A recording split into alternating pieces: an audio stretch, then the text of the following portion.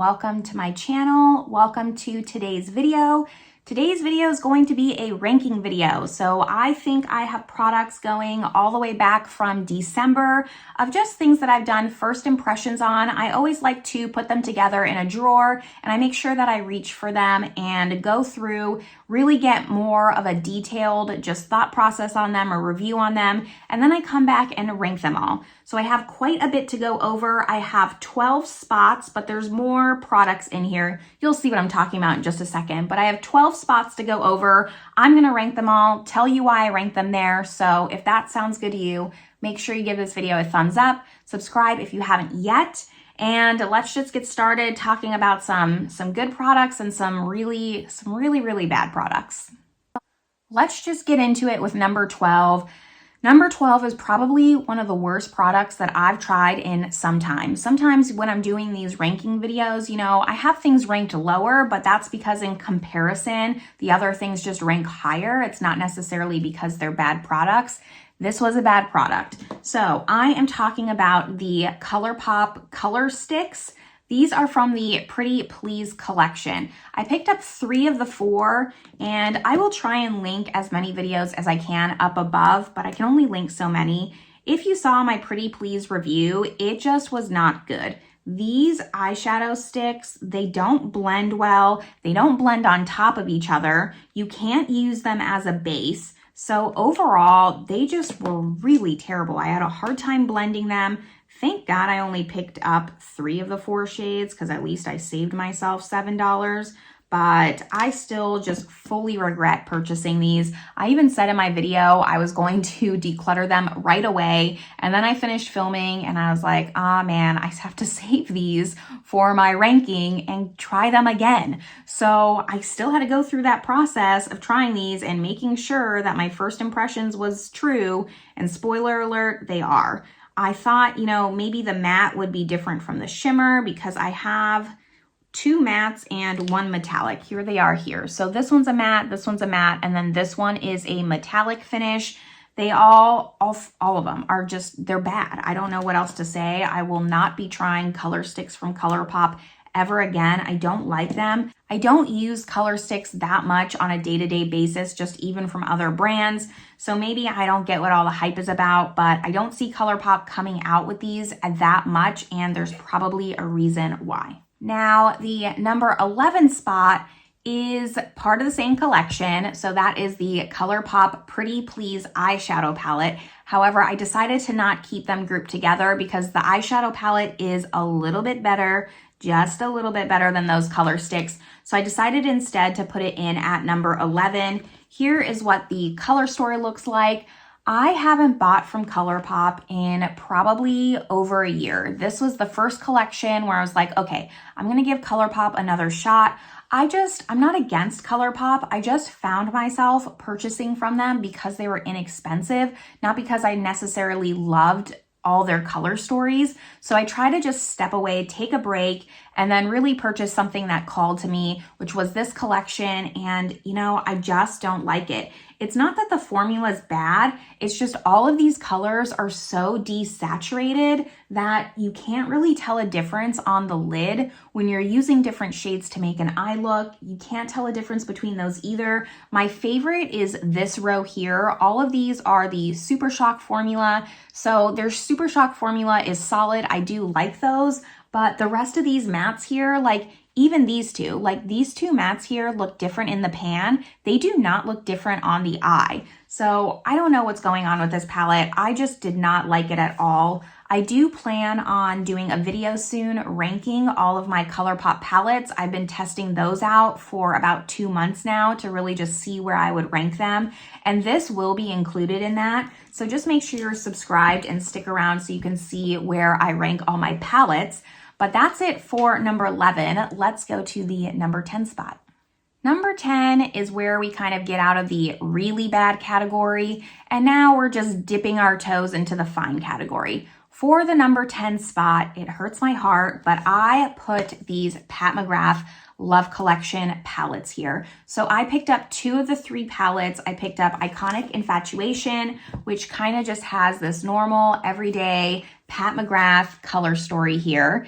And then I also picked up her All Matte palette, which is the Velvet Liaison.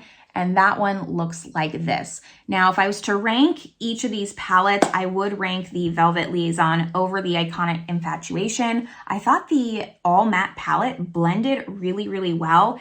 It's not that I don't like these palettes, it's just in comparison to the other products that I'm looking here in front of me, these weren't the best. They're just average. They're not special. Honestly, the fact that I paid full price for these bumped it down a notch. Had I gotten these at 40% off, I would have been much happier with my purchase. For $65 each, they're just not worth it. Wait for a sale. I'm sure that these will be here next time a sale comes around. Actually, I think that Pat McGrath is doing a sale right now, if I'm not mistaken. I will link it down below. I do have an affiliate link for Pat McGrath, and I think it's for President's Day. I don't know if the sale will still be going on when I post this. I am filming this a little bit early, but that's just my number 10. Not a bad product, like solid Pat McGrath formula, just color story, price puts that a little bit lower compared to the rest of these.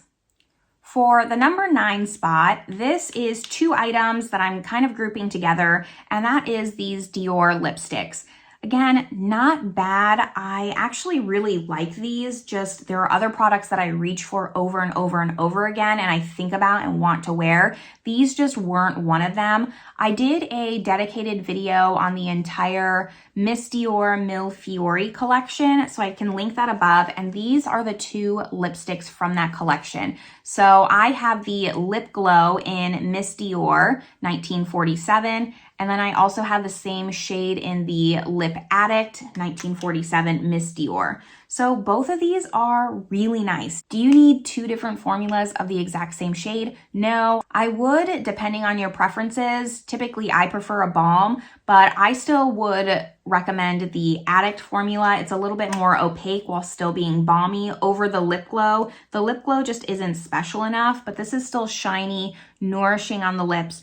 I like the color. I really like the special case that came separate. You had to purchase this separately. I bought both of the cases, but it only fits on the Dior Addict lip glosses, and I just need to purchase another shade so I can use the other case, but that's not high on my to-do list. I'm not about to give Dior $40 just so I can use my lipstick case, at least not yet, but I put these in number 9. You know, I do really like them. I don't regret having them in my collection. I love Dior. If you've seen any of my videos, Dior is probably one of my favorite makeup brands, but they just didn't hit the mark like I wanted them to. This next product was something that I have been wanting to try for literal years. I mean, this is not a new product whatsoever. I finally got my hands on it, finally got to test the formula, and I'm talking about the Charlotte Tilbury Chic to Cheek Glow Blusher. So this is in the shade Pillow Talk. This is my number 8 spot. And number 8, this is not bad for number 8. So I think everyone calls these the nipple blushes because they're darker and then lighter on the inside. I did a full face using Charlotte Tilbury products, so there's actually a lot more Charlotte Tilbury to come in this video, spoiler alert. But I gave this number 8 because it's just a normal blush. There's nothing special about it. I had it so hyped up in my mind that this was going to be a life-changing blush. I needed this in my life. My life was instantly going to change once I purchased this and put this on my cheeks, and none of that happened. My life is exactly the same. I could do with or without this blush. It is nice. I like the formula. I will continue to use it, but I don't know if it deserves the hype that it has gotten in the past. Number 7 spot is going to go to another Charlotte Tilbury product, and this is the eyeshadow quad in Celestial Pearl. This is so beautiful. Now, you know, I ranked the Pat McGrath low because it was kind of just a boring, normal, neutral color story. This is a very neutral color story. It is a little bit more muted, but there's something about this. It just looks so stunning on the eyes. It has like this ethereal sophistication. Every time I use this quad, I really like it. I don't remember if it's available on the Charlotte Tilbury website or not because I do think it was limited edition. And I think that the one that it came with. Like, she released this one and another one. And I think it was the other one that was sold out, and this one I still saw on the website, at least when I looked and made that video. But I do really like this. You have this baked shade here. You have just like this great neutral brown. It's not too dark, but you can deepen up the outer corner. I'm a really big fan of this quad. I like all the Charlotte Tilbury quads that I own. I only have like 2 or 3 only, but it is on my list to pick up more quads. I think that out of all the luxury brands like Chanel, Dior, Charlotte Tilbury, Tom Ford, I would have to say that Charlotte Tilbury is probably my favorite out of all of those in just consistency of formula and the kind of look that I'm going for when I reach for one of these quads. So that's why I put this in at number 7.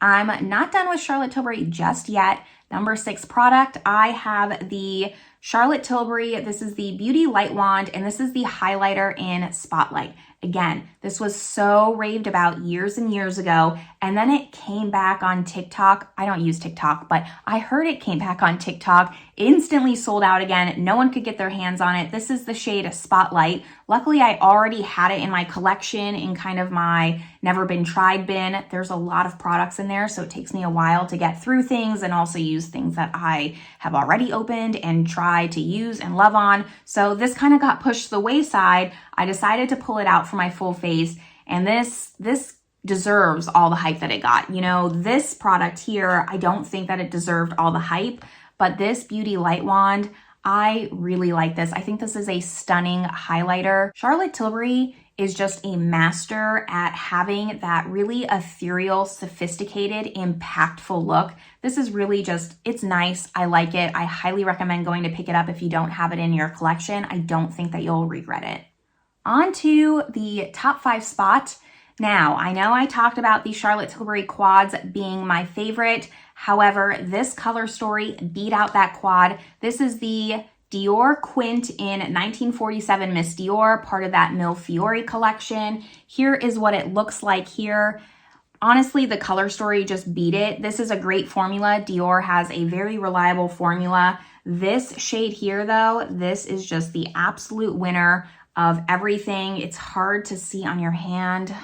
The swatch just does not do it justice. It's not going to pick up on camera, but it has this just pink veil of shimmer. It makes every eye look that you come up with look stunning on the lid. It has that very sparkly, wet, dancing on water look, but not blue. It's kind of pinky. I just really like this shade, the sparkle, everything about it. This is just a nice, easy, dependable palette too. I can go back over and over again, know that I'm gonna get a great look. Yes, it's those everyday rosy tones that we've seen a million times over, but the formula is just solid. I have used this to death. It's just when I don't know what to wear, if I'm just feeling kind of lazy that day, this is the palette that I go into. Easy to put this in the crease, kind of deepen it up, kind of use this right on the lid here. Use this as liner. I can't get enough of this palette. I use it all the time. I'm enjoying this a lot, and that's why I put it at number 5.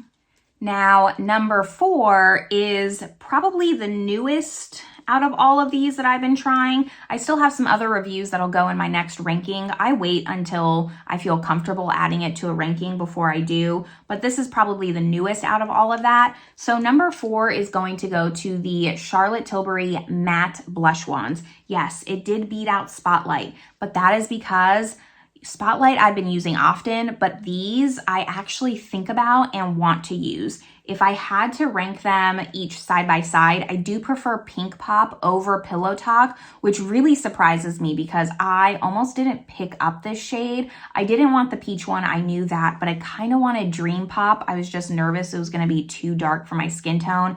So I decided, okay, I'll go with Pink Pop. This one really surprised me. It looks really nice on the cheeks. I did a dedicated review to this, so I can link that above. And these look nice. Yes, they're called matte blushes, but they don't dry down too fast. You have time enough to blend them. If you watch my review, I had a little bit of trouble using this. I do recommend using a brush. I don't like applying it with a sponge. It just almost spreads too far. With a brush, you just have more control, but it's not overly matte. If you're wearing just a dewy foundation, it kind of picks up on that subtle glow because it is a little bit sheer and it becomes more of a satin blush. That's what I like the most about these. I was really just expecting like a dry formula because she had her matte eyes to mesmerize and those were just absolutely terrible. They were overly matte. These are not that matte. They really conform to your base products and just look fantastic on the skin. Easy to work with as long as you're using a brush. That's the caveat. And the colors are great. I love all of them. I might still pick up Dream Pop. I'm not a peach blush person, so I definitely won't be picking up that one. But I might just bite the bullet and buy Dream Pop, even though these are $42 a piece. They're very expensive. Unfortunately, Charlotte Tilbury does not go on sale as often as Pat McGrath, but I still think it's worth the money versus the Pat McGrath, even on sale. I would pick these over those palettes that were on sale. Heading into the top 3, I have a 2-for-1, and that's gonna go to these Lethal Cosmetic Charity Quads. I picked up 2 of the 4. I have the Wildlife palette as well as the Rescue palette, and the palette kind of matches the color story here. So this is what the Rescue palette looks like, very purple. And then the Wildlife is much more neutral, except for this shade here, still neutral, but more of your browns. And I really wanted to make it a goal for 2023 to try more indie brands. Stop focusing on Dior, Charlotte Tilbury. I mean, I'm still gonna focus on those, but not buy every release, and branch out a little, try some indie brands. I recently ordered the Odin's Cosmetics palette, so I'm waiting for that to come in. I also haven't tried that brand, but this was my first time trying Lethal Cosmetics, and they did not disappoint. I love these little quads. They're so great. I can't even tell you, usually I can say which one I prefer over the other. I like both of these equally. I don't think that I could rank them side by side. They both serve different purposes here. The only shade I'm not in love with, and that's just a shade preference, is this Palace shade. I don't really like the smoky silver. It's just a little bit too punchy for me. But even these purples, they're bright without being too much. And I talked about this in my video, but what I was just really impressed with were how buildable these mattes were. These mattes rival Dior, Charlotte Tilbury, any formula, ABH. I mean, pick one. This is one of the best blending, easy to use mattes that I've ever used. And that really just surprised me because Lethal Cosmetics, I feel like, is known for their more out of this world shades, their multi-chromes, their duochromes. So I wasn't expecting to fall in love with the mattes as much as I did. Mattes, though, are actually the best thing out of these palettes. These shades here, they're more of like a marble shade, so they're not those multi-chromes. I have not yet tried the multi-chromes from Lethal Cosmetics. It's on my never-ending list of things to do, but so I can't speak on that formula. I just was really impressed by the mattes. And again, I like just the smaller sizes. That's definitely a theme here. I like the small size palettes versus these bigger palettes. I just don't get as much use out of them. I do get use out of these. I can come up with looks easily, quick, fast, all those words. So that's why I rank these at number 3, because I think these are just so special. And I love that 100% of the proceeds went towards the charities that they picked for this collection instead of just a portion and we have no idea how much and it's actually just 1%. 100% of all the proceeds goes towards the organizations that they picked, and I love that. My number 2 spot might come as a surprise. I'm trying not to second guess myself here because this is number 2. I just don't have good reasoning for it, but it is my last Charlotte Tilbury product, and that is the Hypnotizing Pop Shot. This is the shade that I have in Diamond Eyes. I had like a little cameo of this in my review for the matte blushes. I ended up biting the bullet and picking these up. So this shade here in Diamond Eyes, I don't know what I can say about this to do it justice. It looked so beautiful on the skin. I also picked up the shade Smoky Quartz, and I have not used that one yet, so I can't speak on that one just now. But there is something about this shade. I am not like a singles person. I don't use singles that often. I really just stick in my comfort zone of quads and quints, but I reach for this often. The 2 new shades that came with the blushes, Those colors didn't really interest me. I like more of this neutral kind of yellow gold versus that rose gold. And then there was also the ultraviolet. I knew I wouldn't go for that one, but I am very happy that I picked this up. Yes, it's very pricey at $34, and that's where I kind of just pull myself back and kind of just like, why am I ranking this at number 2? But if price wasn't a factor and I take that completely out of the equation, that's where I would rank this. So that's why I just went with my gut, put this at number 2. I don't think this is going to change your life. I mean, nothing's going to actually change your life, but if you can swing it and just pick up one of these before it sells out, I would absolutely do it. It is just, there's something special about these you just can't put into words. I have never just seen my eyes be so dazzling, sparkling, and just dancing. I mean, my eyelids were just dancing. I absolutely loved that. Finally, on to the last spot, my number 1 spot. If you watch my videos, I don't think this is going to come to a surprise to you. All of my ranking videos always have a complexion product as number 1, and this one is no different. This is the Givenchy Prism Libre Skin Caring Concealer. So I have the shade C105, and I have used this nonstop. I have Shop My Stash that I do that video every single month. I can link the playlist. And obviously I have a concealer in that Shop My Stash. I haven't even been reaching for that concealer because I can't stop using this one.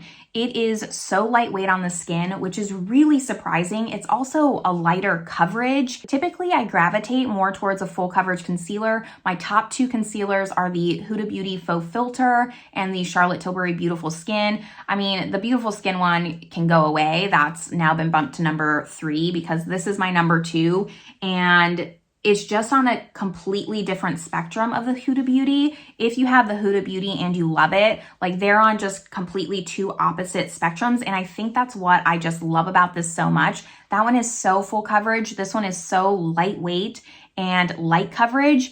It still gives a decent coverage. I wouldn't say it's like a skin tint. There's some coverage there, but because it's so lightweight and just breathable on the skin, it's not gonna give you that full coverage look. It just goes with everything. This is something I can wear with a heavier coverage foundation, a more full coverage foundation, and not feel like I'm caking product on top of product. Or this is something I can use on no makeup days, and it also just looks so fantastic. What I love about this the most that the Huda Beauty does not have is how hydrating and healthy looking my eyes look when I'm wearing this concealer. It actually, my under eyes look better wearing this concealer, more hydrated, more rested than when I'm not. This is truly just a your skin but better concealer. I don't know the chokehold that Givenchy has on me because I have not found one product so far, knock on wood, that I dislike from them. And I'm just waiting with anticipation because the more products that I try from them, I feel like my odds are greater that I'm gonna find something that I really just don't like. So I'm at this like crossroads of like, do I continue to try things that end up becoming my holy grail from them, or is something gonna finally disappoint me and just knock that tower down?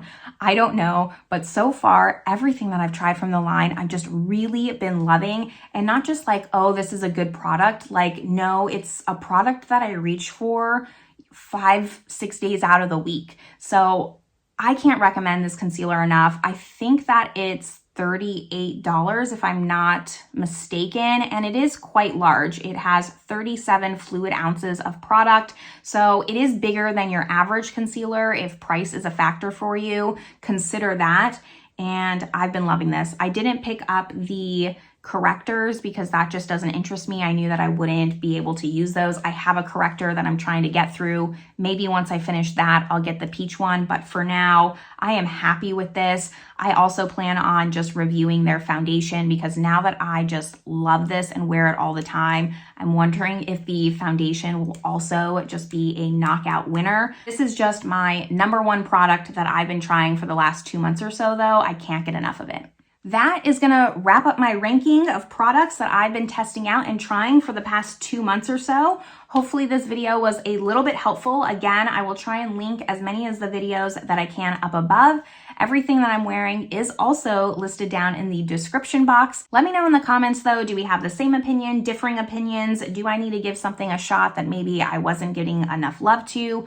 I've seen a lot of people review this Pretty Please palette. I'm going back to this because I ranked it so low. So am I just the only one like disappointed and not liking this? I don't know. But let me know your thoughts below down in the comments.